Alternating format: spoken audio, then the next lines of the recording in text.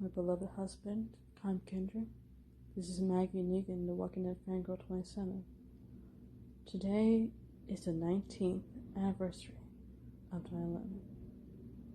So right now, I'm going to tell you the story of the heartbreak and the tragedy of that day.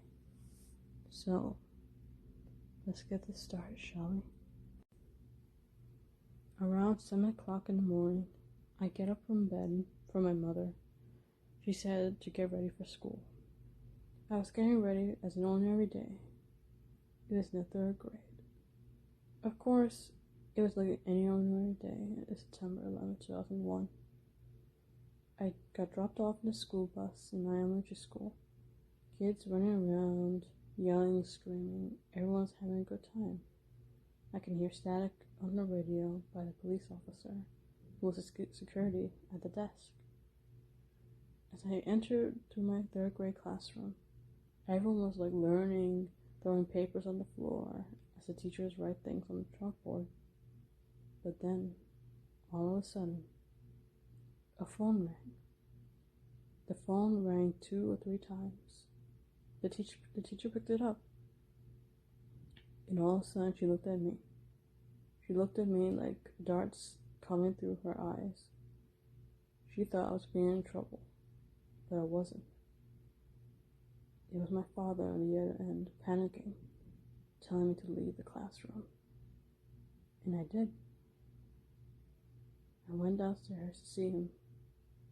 My father was terrified. All he said was to get ready and go to my grandma's house. Because my mom was still in the city, my father was done with work. I didn't know what was going on. I knew for a fact that something was going on, and I didn't know what it was until this day. I will never forget. Meanwhile, my mom came home along with my father. We all sat around the TV. My mom changed the channel as I was watching my cartoons on Nickelodeon. I remember very well.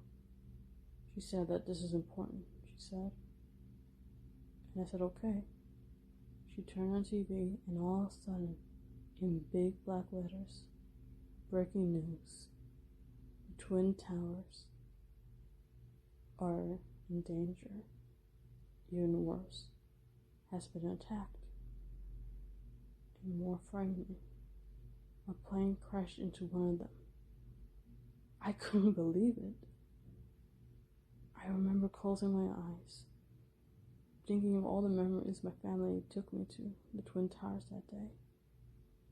It was the same day, and it's the same feeling of the air. I can remember my mom taking me to Borders bookstore, my father taking my mother and I to the movies every Saturday night. But now that memory's gone. I clenched into the couch cushion as I looked at the screen. I was mortified. I see people enter the towers as I squint my eyes carefully. People down below Manhattan wasn't shocked.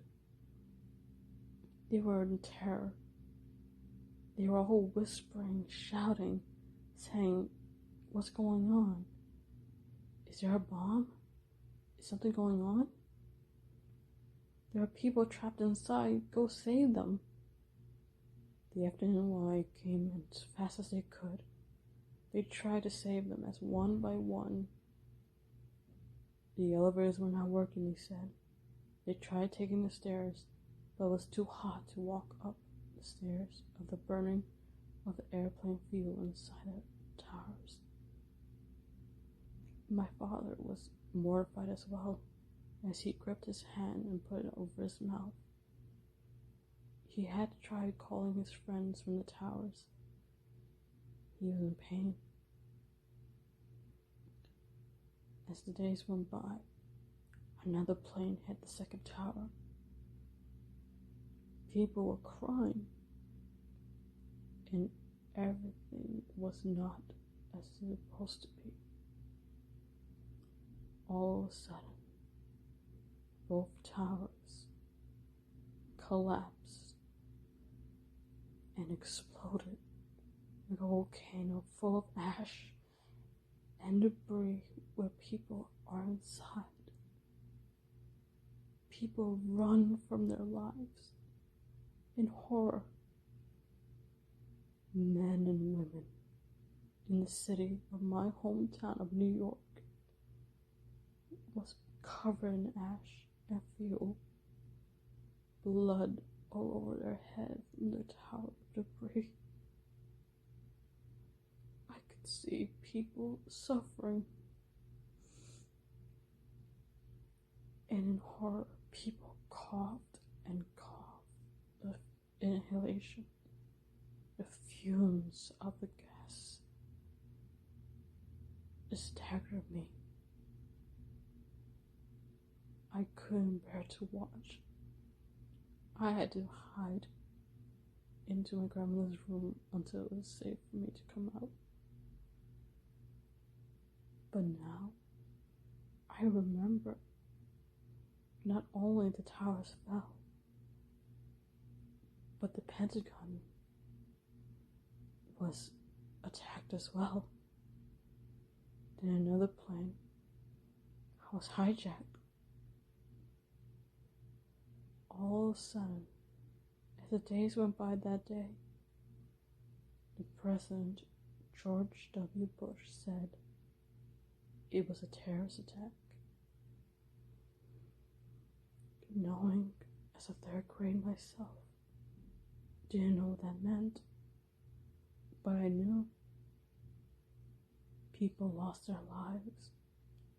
Men, women, children of all kinds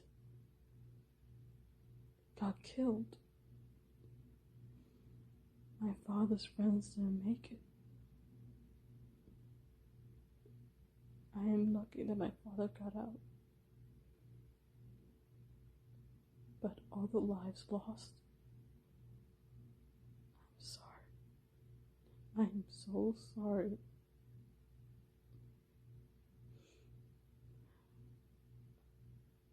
For this generation, and from this generation on, never forget that day.